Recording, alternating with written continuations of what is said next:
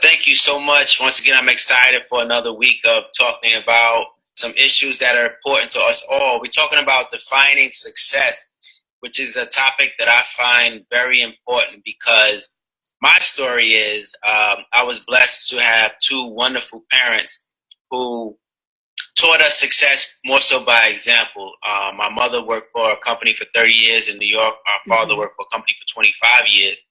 And their idea for success, I think a lot for that generation that they were in, was that you get a good job, you hold on to that job, you stay there, you're an good employee, you retire from that job, and that is success. That is how they identify success. And my parents I think they did an amazing job raising three kids.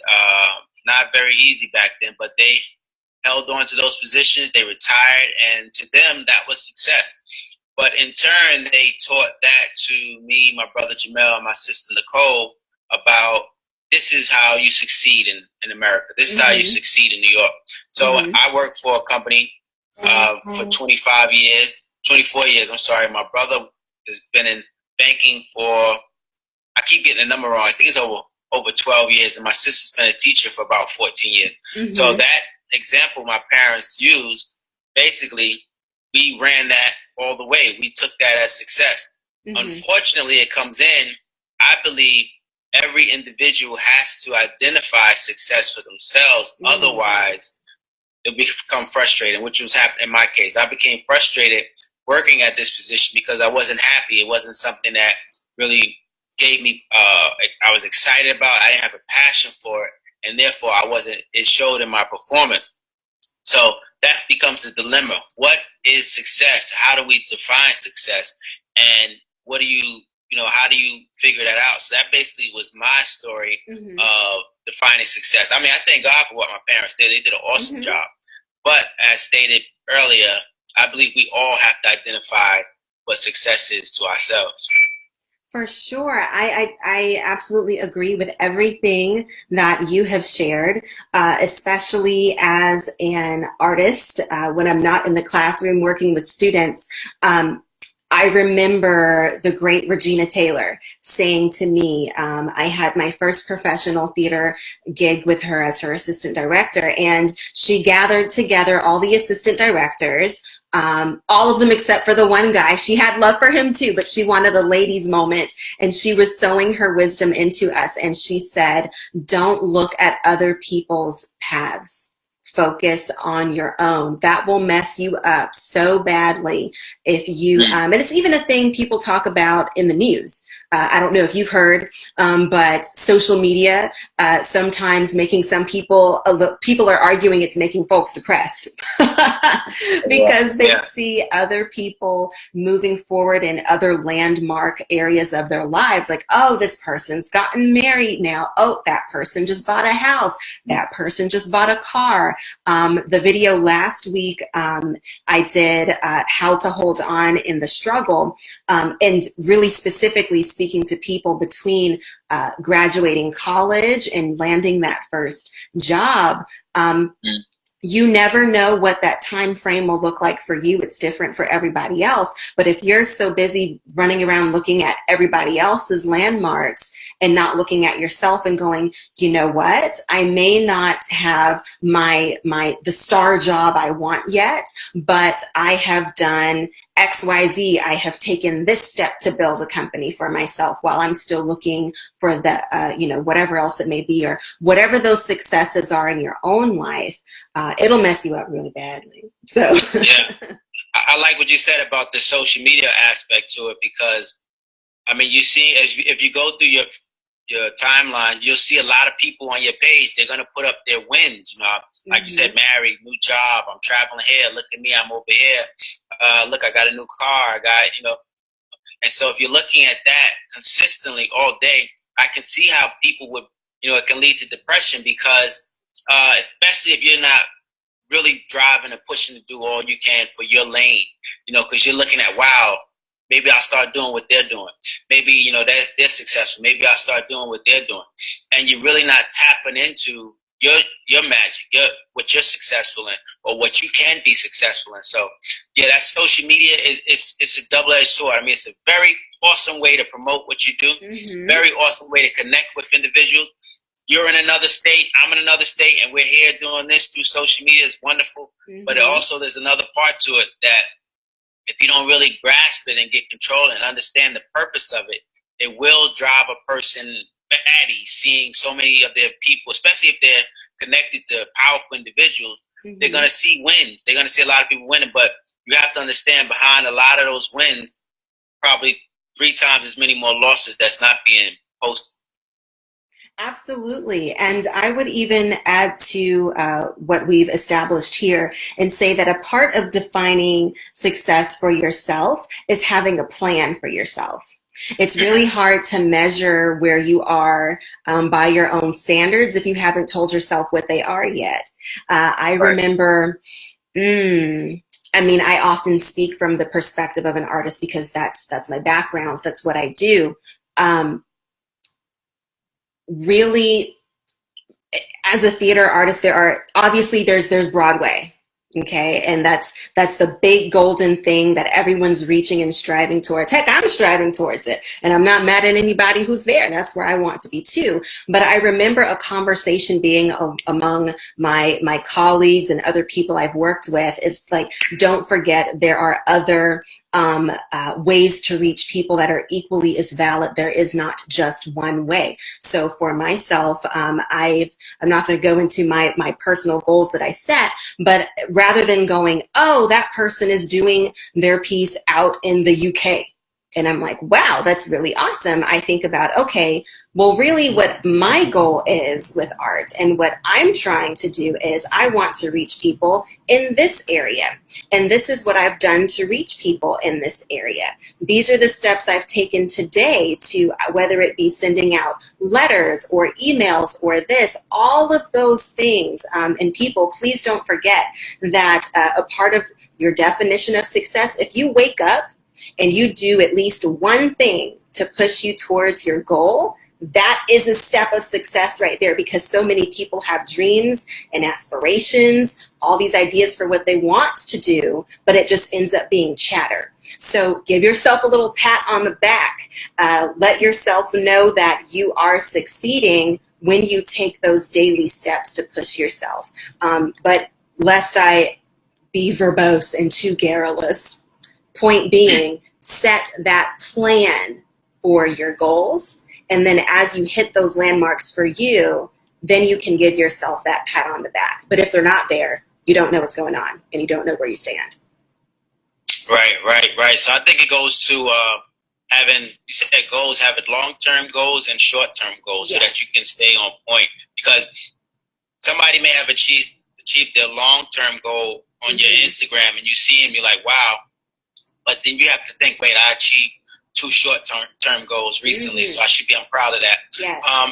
And when we see people succeed, we have to have it in ourselves to cheer for them as well. Yes. Because when we succeed, we want people to be happy and cheer for us. So we have to have that in us to say, wow, I'm really genuinely, and this is the type of person I am. I'm genuinely happy when I see people do great, and I'll tell them. You know, if I see a guy walking down the street, he's got a nice suit on, I say, hey, that's a nice suit. And a lot of times it like shocks them that they hear that, because not a lot of people do. I say, hey, that's a nice tie. Oh, that's a sharp suit. Those are nice shoes. Or somebody does something awesome. Congratulations, I'm really proud of you. That's an awesome accomplishment. Because I know how I love to hear those words as well. So I definitely have the, I share that when I see that with other people. And we have to have that, cheer somebody on. Those words may be the only encouraging words that they hear for a month, for a week. Yeah. So don't be afraid to, give somebody that encouragement and, let them know that what they're doing was great. That was a great accomplishment. For sure, and I'll piggyback off of that. As a part of being Black and making it, it's not just making it for ourselves. It is all about also celebrating our brothers and sisters around us. It is about exactly what you said. It feels good when people celebrate with us, So let's take that first act to celebrate with others as well. And when one of us wins, it's a win for everybody. Some people have mixed feelings about that. You know, I'm not the representative for all the Black community. That's true. You're not. But we need to root for each other and cheer. And I'll keep it real. If you're in a place where you feel like, wow, I'm not moving as fast as I want to, it can make you feel some kind of way, but it's really important to, you know, as a person of faith, and I bring that faith perspective with me, that's something I also pray about. God, thank you for showing me the path that you have for me, not what other people think I should, where they think I should be right now, not where even not what you were saying. Don't let other people tell you where you should be. Know from God where he needs you to be right now. And if you are there or on your way, good. And as you see people on their way and hitting the landmarks they need to make, do give a heartfelt congrats, because the struggle is real. It definitely is. The struggle, everybody can't handle the struggle either. That struggle makes people or breaks people. But one thing I like to say with a lot of people I'm with, I say, if I win, you win. Mm-hmm. But then I also ask them, if you win, do I win also? You know, to let them think, look, if I win, I'm trying to bring other people with me.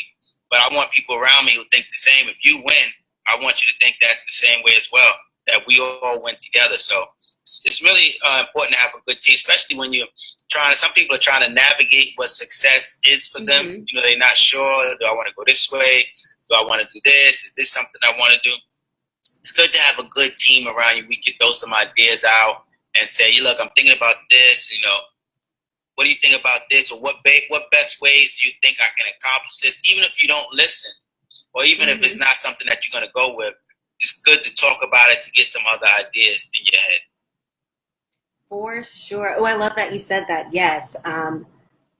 Yes, there is so there is that fine line, looking at other people, you know, other people's landmarks. But as you are on your way, do seek advice. That's a big thing for me. So big. You don't have to want anything from the person, and let them know I'm not here for anything but knowledge, especially if you're going after a high profile person. Let them know that you are just wanting to learn and see how they have managed to make it to where they are. And I have gotten so many, not only opportunities in terms of work, but professional growth experiences. And it really is very valuable. And I'll emphasize for my students who are watching, a lot of times that comes without pay. So that is where, you know, my videos in the past about intern as soon as possible, start in high school. As soon as a company you want to work with or someone you look up to, entrepreneur you may want to work alongside, as soon as they let you get up under them, do it. Because there will come that time where you just need to pay your bills and you're like, I want this experience, but I can't do it for free. Start early. Right. No, that's good. That's good information. That's good information for your audience, but also for many people. Sometimes you may not get what you just think you deserve at that moment, but it's good to plant those different seeds. I mean, I've worked different places where they say, well, this is what I'll charge, or this is what, you know, this is going to cost you. And I'll say, well, we can't really pay that right now. Well, what can you do? Can I sell books here? Can I do this? Or can I, when you be on your social media, like, you have the ability to talk about negotiating things you want to do. So yeah, I never try to turn down. Some I have to turn down, but I never try to turn down that many things because, you know, maybe I can do something else. But the important thing is that you always learn no matter what you go through the person, the individual, through an experience, but always try to, what did I learn from this? What can I learn from this? How can I be better next time? For sure. We have a viewer who is saying, O'Neill Barnaby, thank you for tuning in and for being an active viewer. He's asking, what exactly is success? So I turned the question back. I said, tell us what you think it is. But in the meantime, while he's hopefully writing his answer, PK, you mentioned that you had to set your definition for yourself. Do you mind sharing with the audience what your definition is for yourself of success?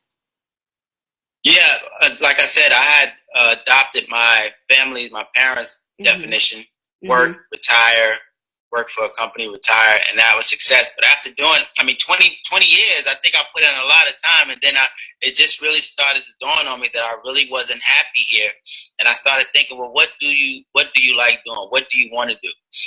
And as a natural introvert, it was funny, but I really like to teach people. I like to help people. That was something I really wanted to do. And I saw the need at my job as far as shooting up guys for work, teaching them about image and presentation. And it was an opportunity. People say opportunity comes knocking. I always say opportunity waits patiently in the corner waiting to be discovered.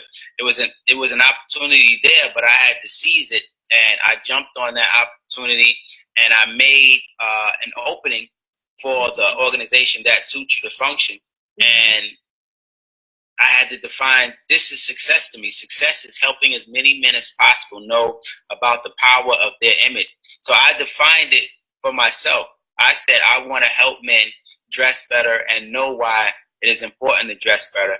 And that was my definition for success. But how do I want to do that? I want to form this organization. I want to write books. I want to talk. I want to go on stages and teach. So I started out with one way, but then it began to expand. And it's going to continue to expand as you learn more, you get better. But I'm writing in Webster's dictionary what success is to PK. So what does a person have a passion to do? What do they have a strong desire to do? And it may start out as one thing, but then as they begin to work that, they'll get a clearer picture of what it is. For sure, for sure. I love your dictionary reference. I'm writing my definition. Just for me. For O'Neill, if I hope you're over there writing. I want to see your answer before we're done. But for me, I would say, I don't want to always go artist direction. So I will just say for myself in general, what success is for me. Success for me is knowing what my God-given purpose is and living it out every single day. And if there's some part of it that I'm not able to live out right now immediately, if it's a matter of resources or continuing to build or be underground, still digging in the trenches, getting to building my table so that I can not only provide a place for myself, but other people who are like-minded as myself. Success, there is nothing like knowing why you're alive. That is landmark success number one, because you then know why you're waking up every morning. Power. This is why my eyes opened up every day. God put me here to do this. So once you've got that down, that's landmark number one. A whole lot of people go through life and never figure that out.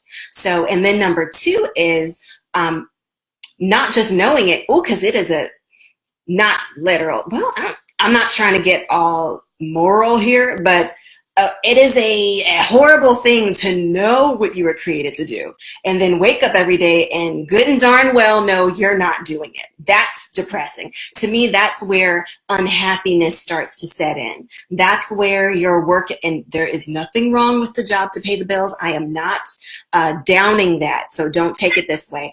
But if you've got the job to pay the bills, make sure you're also making time and space and place in your life where, whether it be on the weekends or you wake up extra early in the morning or you stay up extra late at night, to start figuring out, turning your gears and figure out, how do I start incorporating my God-given purpose in such a way in my life where then I can make that the main stage of my own life's production.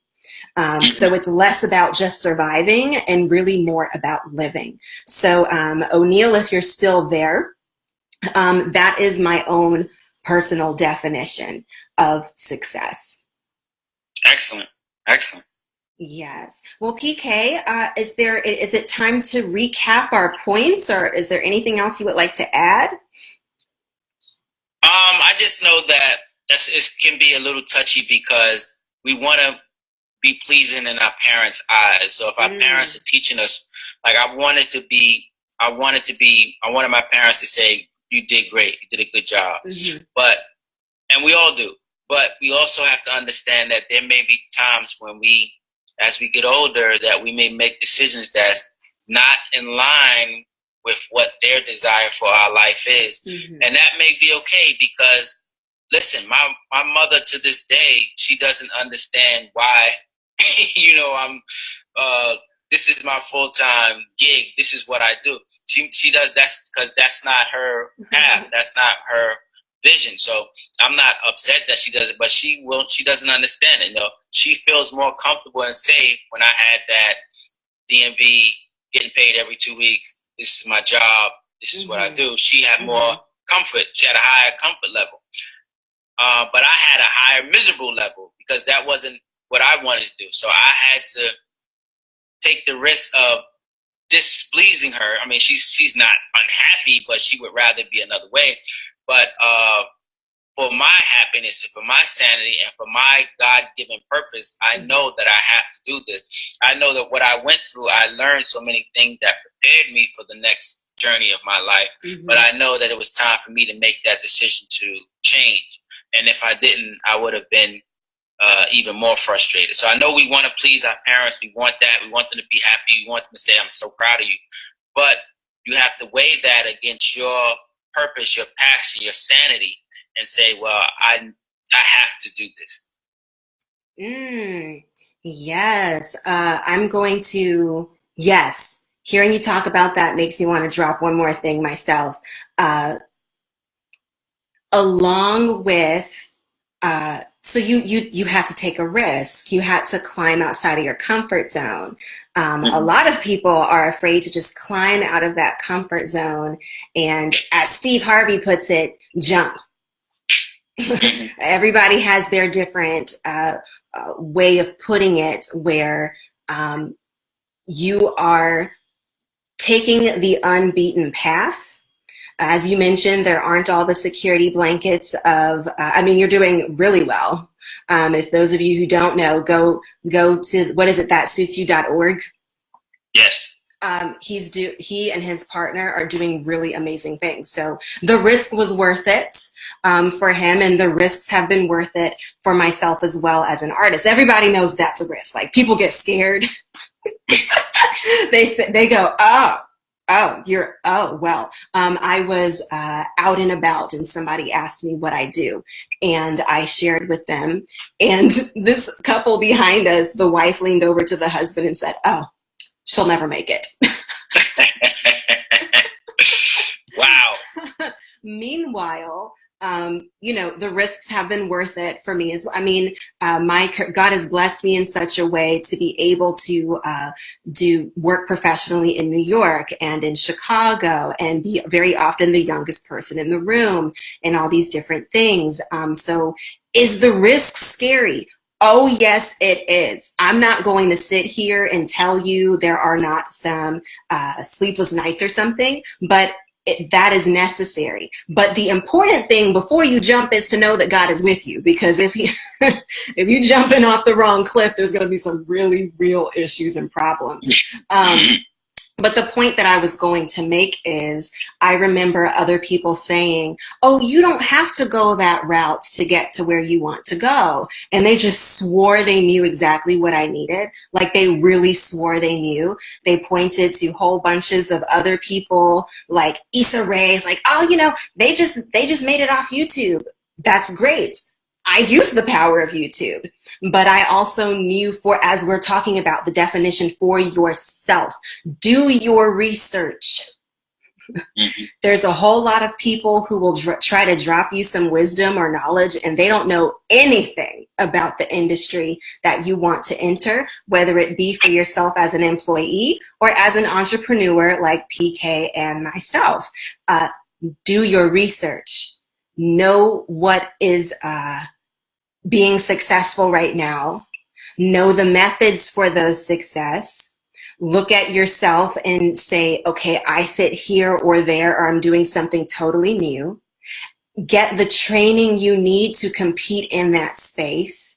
And once you are armed with that training and that education, to begin piercing your way into the lane that you want to drive in, then you are equipped whereby you can hear other people say that's not what you need to do, but you know good and well, no, this is what I know I need to do based on my research, and because I have an active prayer life that God is letting me know, yes, you're on the right track. Because also, one reason I love Dominique more so, for those of you who may not know who she is, she's a Black female playwright who just made her Broadway debut this last season, and I had the honor of working with her on a different project. But I love her because she is so real. You must know the definition of success for yourself, and you must know that you're on the track God put you on, because you will hit some major roadblocks. PK, you kind of touched on it. Not everybody is down for the struggle. She talked about, I mean, now she's, on the red carpets, writing for TV, all these great things. But there was a long season of no. And if you follow her on social media, she's very transparent. She says, don't be disillusioned. Don't think I woke up and I was famous and I was here.